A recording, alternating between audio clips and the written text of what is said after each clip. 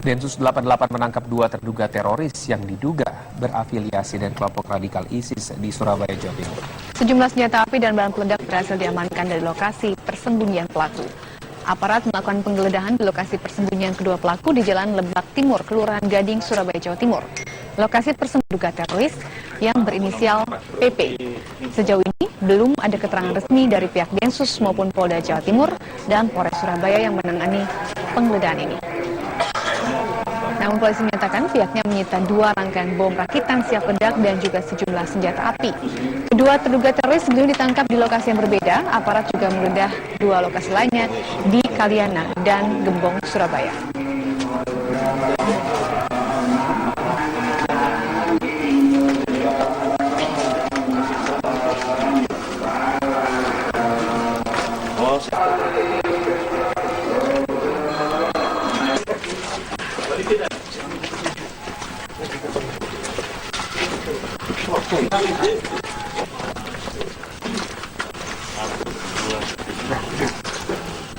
Lalu bagaimana jalannya penggeledahan lokasi persembunyian terduga teroris di Surabaya, Jawa Timur? Ada rekan Nachota Yesida yang akan mengabarkan langsung dari lokasi. Nachota. Iya, Paramita, memang benar sekali pada beberapa saat lalu pihak aparat atau kepolisian dari Jawa Timur telah mengamankan dua orang yang diduga teroris, yakni bernama Prio Hadi Purnomo dan satu lagi temannya yang belum diketahui identitasnya saat ini. Purnomo sendiri merupakan salah satu penghuni atau warga yang ada di daerah kawasan Lebak Sari, tempat saya melaporkan saat ini. Dan dari hasil penggerbekan di rumah orang tuanya Purnomo tadi ditemukan sejumlah barang bukti seperti sejumlah yang diduga bom rakitan aktif dan juga sejumlah alat senjata, maksud kami senjata rakitan yang sudah diamankan dan dibawa oleh pihak Densus 88 untuk diamankan.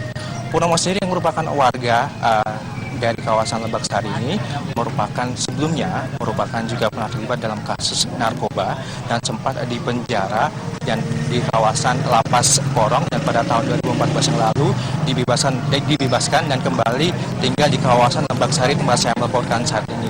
Dan memang saya sempat berbincang dengan sejumlah warga atau tetangga Purnomo ini.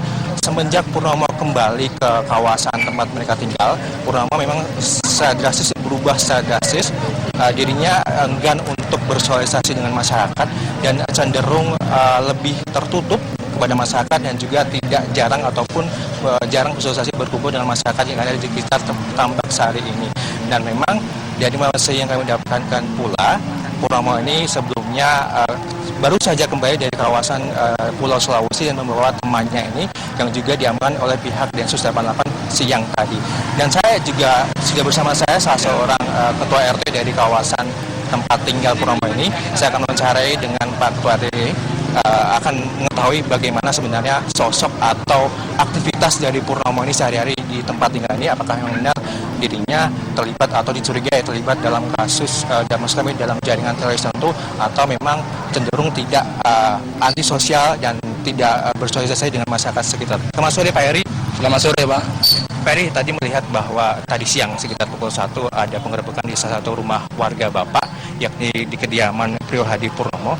Bapak mengetahui hal tersebut dan bagaimana tadi prosesnya dan seperti apa? Prosesnya proses penggerbekannya mulai awal kami tidak tahu. Yang saya tahu tadi pada waktu pemberitahuannya kurang lebih 2:30 pada waktu saya masih posisi kerja, saya ditelepon dari pihak keamanan bahwasanya di kampung Nyenengan, di kampung saya ada penggerbekan dari Densus 88 terkait dengan adanya katanya menurut informasi dari adanya ISIS gitu. Dan setelah sampai saya di TKP, ternyata saya memang sudah melihat ada beberapa barang bukti yang sudah digelar di depan rumahnya tersangka dengan berbagai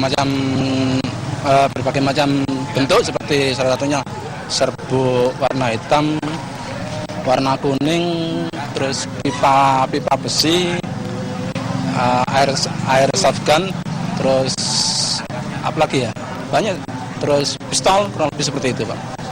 Pak, ini berbicara tentang sosok Purnomo sendiri sebagai ketua RT. Melihat Purnomo sendiri keseharian dengan Bapak, dengan para tetangga seperti apa Pak? Beliaunya ini memang selama ini memang kurang kurang kooperatif dengan pengurus kampung, termasuk saya sendiri, karena beliaunya selama ini tidak menetap tinggal di sini, karena beliaunya kadang di sini 2 minggu, setelah itu pergi lagi entah kemana, tahu-tahu datang lagi beberapa bulan, diizin lagi. Terus yang terakhir ini datang lagi bawa temannya itu pun juga kurang kooperatif dengan pengurus RT, sehingga kami jejaknya kurang tahu siapa identitas beliau, tamunya seperti itu. Pak, tadi Bapak bilang bahwa Pak Purnomo ini sering atau beberapa kali membawa temannya ke rumah. Itu banyak orang atau berapa orang, Pak? Setahu saya sih, karena setahu saya tuh pada waktu beliaunya aktivitas di masjid, kalau sholat maghrib ataupun sholat isya, beliaunya kan mesti berjamaah dengan kita. Jadi setahu saya cuma hanya itu. Kalau aktivitas di rumahnya saya sendiri kurang paham. Pak, apakah benar Pak Purnomo ini sebelumnya pernah terlibat kasus narkoba dan sempat dipenjara di Lapas Porong, dan apakah perilaku beliau ini berubah ketika dia bebas dari penjara? Menurut catatan di kami, memang semenjak tahun 2014, tepatnya bulan 4 kalau salah, beliau pernah meminta surat untuk remisi dari tahanan LP Porong. Jadi semenjak itu, mungkin tahun 2004 itu sudah keluar dari LP Porong. Setelah itu di rumah penampilan fisiknya berubah dari yang kita ketahui. Yang dulunya memang jarang seperti apa ya, sekarang kan agamis gitu loh Pak. Jadi sekarang sering ke masjid gitu loh. Jadi artinya seperti itu setahu kami. Pak, apakah dari penampilan Purnomo yang berubah, apakah warga sendiri sempat curiga atau biasa aja Pak? Saya kira warga tidak ada yang curiga, karena aktivitasnya yang mencolok cuma hanya sholat di masjid gitu aja. Sedangkan aktivitas kesehariannya kita sendiri kurang tahu. Warga pun juga tidak tahu, bahkan tidak menaruh curiga adanya kasus seperti ini. Tahu-tahu warga ada kejadian seperti ini gitu aja Pak. Pak, ini tiba-tiba ternyata ada kejadian ini, dan ternyata di kawasan Bapak ini ada bom rakitan yang aktif, salah satu warga Bapak yang merakit itu. Tanggapan Bapak seperti apa? Ya, ini sebagai pembelajaran bagi kami, bahwasanya terkadang kami kemarin juga kurang kooperatif dengan pendatang baru, sehingga ada kejadian ini merupakan pembelajaran bagi kami. Karena selama ini kami sendiri, kalaupun karena di daerah kami itu banyak warga pendatang, sehingga kurang terdata warga-warga pendatang seperti itu. Jadi adanya kejadian ini sebagai cambuk dan pembelajaran bagi kami untuk lebih lanjutnya mungkin kami akan mempertegas kembali untuk pendataan warga-warga yang akan warga-warga pendatang seperti itu Pak. Baik, terima kasih Pak Edi atas waktunya. Pemirsa, memang Purnomo ini ditangkap ataupun ditahan dari pihak kepolisian tidak di rumahnya, yakni di tempat berbeda, dan ada 3 titik yang kami dapat informasi dari pihak aparat tentang tingkat penggerbekan. Yang pertama di kawasan Kalianak, dan yang kedua di Jalan Gembong, dan yang terakhir di kawasan tempat saya melaporkan saat ini. Namun hingga saat ini kami belum mendapatkan informasi resmi apakah dua orang yang diduga teroris ini memang terlibat dalam jaringan tertentu, apakah itu ISIS ataupun jaringan lain.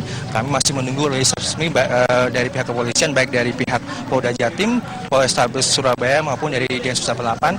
Hingga saat ini kami belum mendapatkan informasi resmi dari pihak-pihak tersebut, dan kami masih menunggu apakah 2 orang ini memang benar terlibat dalam jaringan teroris yang diduga ISIS maupun jaringan-jaringan lain. Kembali ke Mita di Jakarta.